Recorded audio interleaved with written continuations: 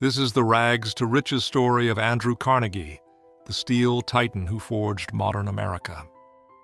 Margaret Morrison Carnegie gave birth to her second son in a modest weaver's cottage that shared its ground floor with another family. The child, named Andrew, after his paternal grandfather, entered a world where his father's handloom weaving business still prospered, though dark clouds gathered on the industrial horizon. Dunfermline, once proud capital of medieval Scotland, had built its reputation on producing the finest damask linens in Great Britain. But the arrival of power looms and industrialization was systematically dismantling the livelihood of skilled weavers like William Carnegie. Young Andrew's childhood home consisted of a single main room that served as living quarters, dining area, and bedroom combined. This physical intimacy mirrored the close-knit family dynamics that would shape his character. His maternal uncle, George Lauder Sr., a Scottish political leader, became a pivotal influence, introducing the boy to the poetry of Robert Burns and the heroic tales of Scottish legends, Robert the Bruce, William Wallace, and Rob Roy. These stories of resistance and national pride would later echo in Carnegie's own battles against industrial competitors. The Carnegie household resonated with radical politics. Both William Carnegie and his brother-in-law Tom Morrison were active Chartists, leading the local movement that demanded voting rights and political reform for working men.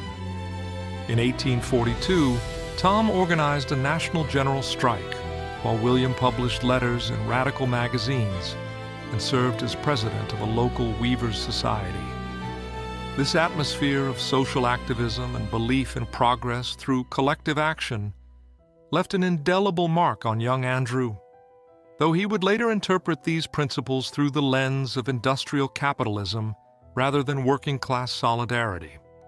The economic catastrophe struck gradually but relentlessly. By the mid-1840s, the power loom had made home-based weaving obsolete, plunging the family into what Andrew later described as dreadful days of anxiety. William Carnegie could no longer support his family through his craft, and the family faced the humiliation of poverty in a society that measured worth by economic success. Andrew witnessed his father begging for work, an image that seared into his consciousness. It was burnt into my heart then that my father had to beg for work. And then and there came the resolve that I would cure that when I got to be a man. The true hero of this period was Margaret Morrison Carnegie. Refusing to let her family succumb to destitution, she opened a small shop and bound shoes for a master cobbler, earning $4 weekly while working past midnight. She became the primary breadwinner, demonstrating what Andrew later called that power that marked the superior woman.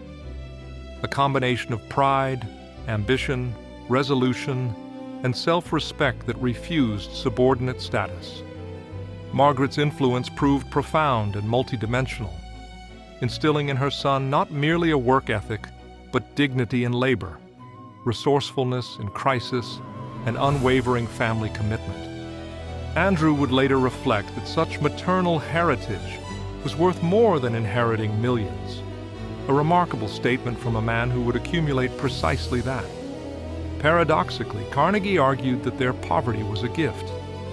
It bound the family together with indissoluble ties, created mutual dependence, and instilled values that wealth could corrupt. The crisis forced a momentous decision.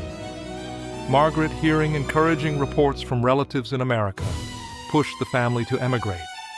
In 1848, when Andrew was 12, the Carnegies borrowed money from George Lauder Sr. and booked passage on the 800-ton sailing ship Wiscasset, leaving behind the ruins of Dunfermline's royal castle and its shattered linen industry. The voyage across the Atlantic brought the Carnegie family to New York City, which overwhelmed young Andrew with its bustling intensity.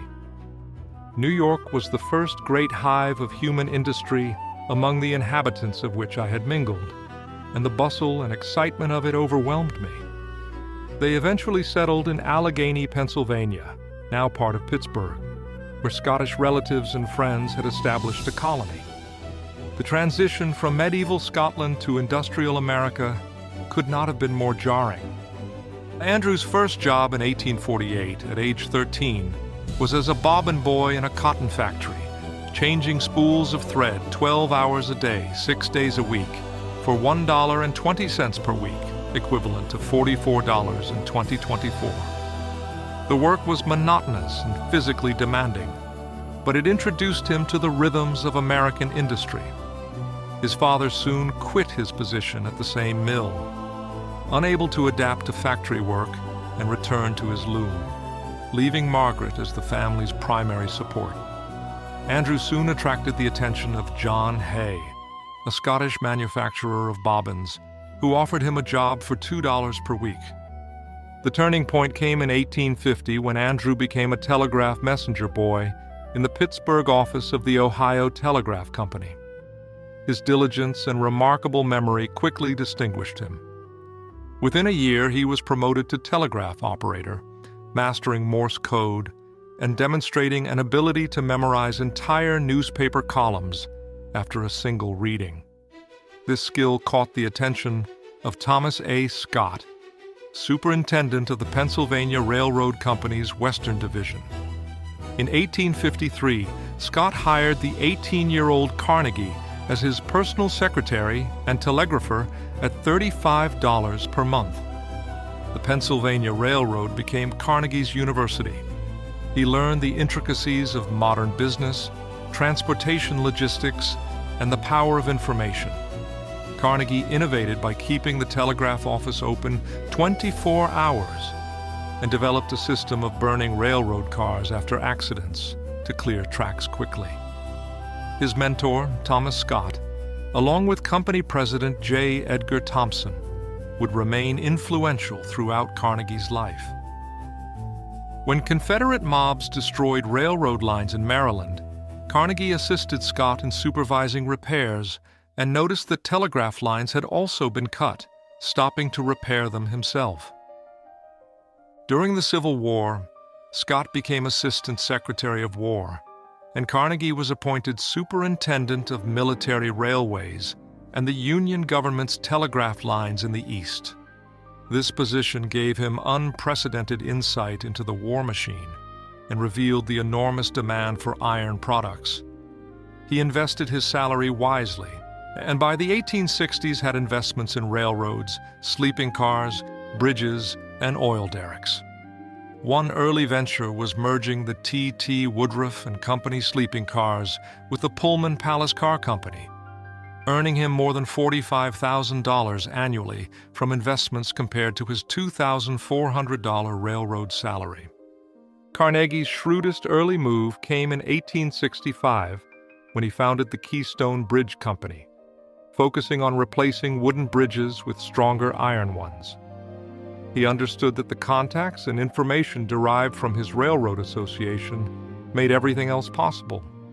By 1865, his annual income reached $50,000, and he resigned from the Pennsylvania Railroad, the last salaried position he would ever hold. Carnegie's transition from railroads to iron and steel was methodical and visionary. He made regular visits to Britain, observing rapid developments in the iron industry and becoming particularly impressed by Henry Bessemer's converter, which could transform iron into steel. The Bessemer process, patented in 1856, used an egg-shaped furnace that tilted to accept molten iron, then blasted high-pressure air through it to oxidize impurities. The process created a spectacular display, with sparks and flames erupting like a volcano, and could produce steel in less than half an hour. Carnegie realized that steel would replace iron for heavy goods manufacturing. In 1872, at age 38, he began concentrating exclusively on steel, founding the J. Edgar Thompson Steel Works near Pittsburgh in 1873. The plant, named after his railroad mentor, began producing rails in 1874. Carnegie's strategy combined two major business tactics: hard driving and vertical integration. Hard driving meant working men and machines to their absolute limits. He hired Alexander Hawley to implement Bessemer technology, and when a new open hearth process proved more efficient, Carnegie scrapped existing equipment, even equipment only 3 months old, to adopt the superior method. His managers constantly tinkered with processes, finding ways to cut labor and material costs ruthlessly. The results were staggering. The first ton of Carnegie steel cost about $56 to produce.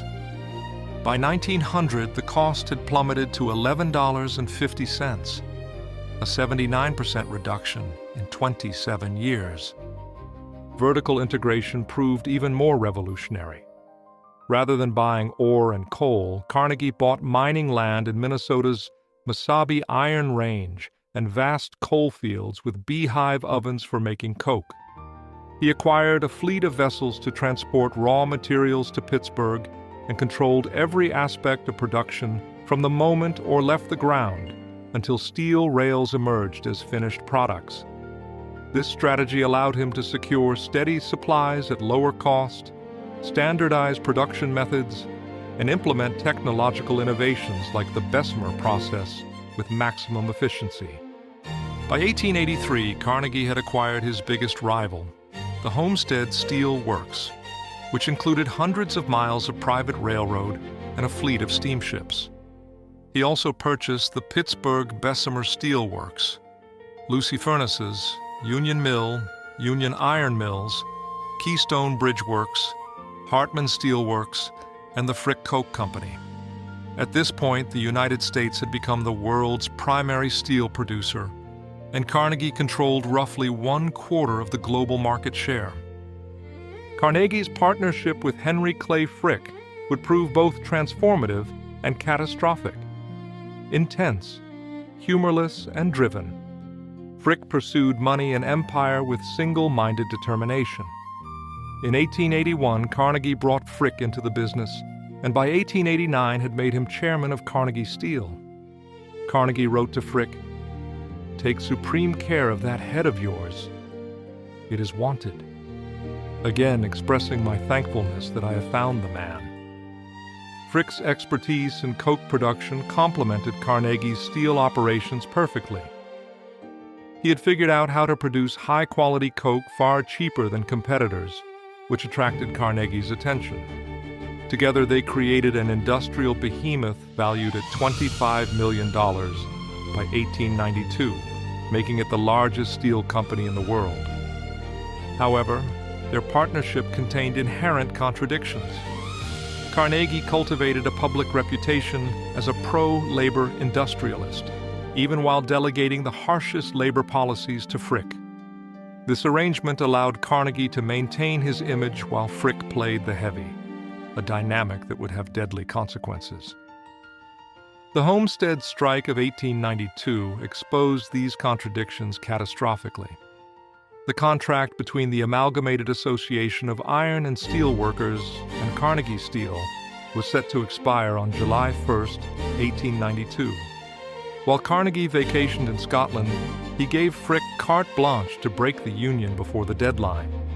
Carnegie instructed Frick to produce as much armor plate as possible before the contract expired, and if the union failed to accept terms, to shut down the plant and wait until workers buckled. "We approve of anything you do," Carnegie cabled from England. "We are with you to the end." Frick slashed wages and prepared for confrontation. On June 29th, he locked out 3,800 workers and hired 300 Pinkerton detectives to retake the plant by force. In the early morning of July 6th, the Pinkertons arrived by barge, leading to a 12-hour gun battle that left 12 dead and dozens wounded. Workers eventually forced the Pinkertons to surrender, beating them as they left the premises. The strike ended in complete defeat for the Union after the governor sent in the National Guard to protect strikebreakers. 300 workers were blacklisted for life. Carnegie tried to distance himself from the violence, claiming he would have handled matters differently, but Frick knew the truth. their relationship grew bitter and irreparable. The final rupture came in 1899 when Carnegie forced Frick out of the company, claiming an ironclad agreement entitled Frick to only book value for his shares, about $5 million instead of their true market worth. Frick sued, and though they eventually settled with Frick receiving far more, the two men never spoke again. 5 months after his ouster, Frick sent Carnegie a taunting telegram. "You are being out-generaled all along the line, and your management of the company has already become the subject of jest." Despite this personal turmoil, Carnegie's empire reached its zenith. By 1900, his steel was cheap enough to make bridges and skyscrapers feasible and affordable, feeding national growth and industrial expansion. He had become one of the wealthiest men in America.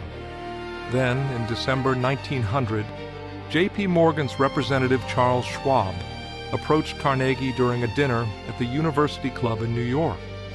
Morgan wanted to buy Carnegie Steel and create a massive corporation that would dominate the industry. Carnegie wrote the asking price, $480 million, on a piece of paper and had a manager deliver it to Morgan. Morgan accepted without hesitation. The sale, finalized in 1901, made Carnegie personally $250 million, approximately $4.5 billion today. "Congratulations, Mr. Carnegie," Morgan said. "You are now the richest man in the world." At age 65, Carnegie had risen from penniless immigrant to the pinnacle of American wealth. Carnegie's retirement launched the most ambitious philanthropic campaign in history. He believed that wealthy men should give away their fortunes during their lifetimes, famously declaring, "The man who dies thus rich dies disgraced." His philosophy, articulated in The Gospel of Wealth, 1889, argued that millionaires were merely trustees for the poor, administering surplus wealth for the community's benefit. Carnegie identified 3 ways to use excess wealth: inheritance, which he opposed, believing heirs would squander it; posthumous public bequests, which lacked accountability; and giving during one's lifetime, which allowed wise administration. He believed in helping those who will help themselves, providing tools for self-improvement rather than alms that might degrade recipients. Libraries became Carnegie's signature cause. As a young telegraph operator, he had spent evenings at the library of Colonel James Anderson, who gave working boys free access to his 1,500-volume collection. This experience shaped Carnegie's belief that free libraries were essential for self-education and social mobility. Between 1883 and 1929, he funded 2,811 libraries worldwide, 1,689 in the United States alone, with 70% in small towns. Carnegie's library program was meticulously structured. He would only pay for buildings after communities provided suitable sites, guaranteed annual maintenance funding, typically through property taxes, and committed to free public access. He required sturdy brick or stone construction, provided design templates, and insisted on facilities that included lecture rooms and children's wings, revolutionary concepts at the time. Andrew Carnegie died on August 11, 1919, at Shadowbrook, his summer estate in Lenox, Massachusetts, at the age of 83. He succumbed to bronchial pneumonia, surrounded by his devoted wife Louise, who had stood by his side through decades of industrial turmoil and philanthropic ambition. Carnegie had long anticipated this end. In 1913, he had confided to his estate manager at Skibo Castle that he wished to be buried alongside Louise, writing, "My only wish is we lie side by side," a touching testament to the deep love that defined his personal life, despite the ruthlessness that characterized his business dealings. His body was laid to rest in Sleepy Hollow Cemetery in Tarrytown, New York, beneath a Celtic cross carved from stone, quarried from the Skibo estate he so dearly loved but never managed to revisit after World War I halted transatlantic travel. By the time of his death, Carnegie had distributed over $350 million in charitable contributions, an astonishing 90% of his personal fortune. He had fallen short of his stated goal of giving away virtually everything before death, leaving approximately $30 million to be endowed into the Carnegie Corporation of New York, which he had established in 1911 as the repository for his remaining wealth. This institution, capitalized with $135 million, became perhaps his greatest bequest, not because of its size, but because he entrusted it to capable trustees with explicit permission to adapt its mission when conditions upon the earth inevitably change, recognizing that future generations would face challenges he could not foresee. The scale of Carnegie's philanthropic legacy remains staggering. 2,811 libraries bearing his name across the English-speaking world, universities and technological institutes transformed by his donations, concert halls and swimming baths, the Carnegie Institution for Science, the Carnegie Endowment for International Peace, and countless other institutions that continue operating today. These monuments represent not merely the redistribution of fortune, but a conscious attempt to reshape society through institutions that would outlive their creator. Yet Carnegie's death came with a profound disappointment. His lifelong dream of achieving world peace died with him in August 1919, just months after the Treaty of Versailles. He had poured millions into peace organizations and served as an elder statesman of the peace movement, believing that international laws and rational negotiation could prevent future wars. World War I shattered these hopes, and by all accounts he remained broken-hearted about the failure of his peacemaking efforts until the end. In death as in life, Andrew Carnegie embodied the paradoxes of the Gilded Age itself. The ruthless industrial capitalist who built his empire on the backs of underpaid, overworked laborers. The visionary philanthropist who genuinely believed that accumulated wealth imposed a moral obligation to serve humanity. The immigrant boy from Dunfermline who rose to become one of the richest men in history. His legacy does not reduce to a simple moral calculus. His libraries and schools could not undo the violence of Homestead, nor could his hundreds of millions erase the hardship endured by the workers whose productivity created that fortune. Yet his conviction that surplus wealth constituted a sacred trust to be administered for the common good fundamentally altered expectations of the wealthy and established new standards for philanthropic responsibility.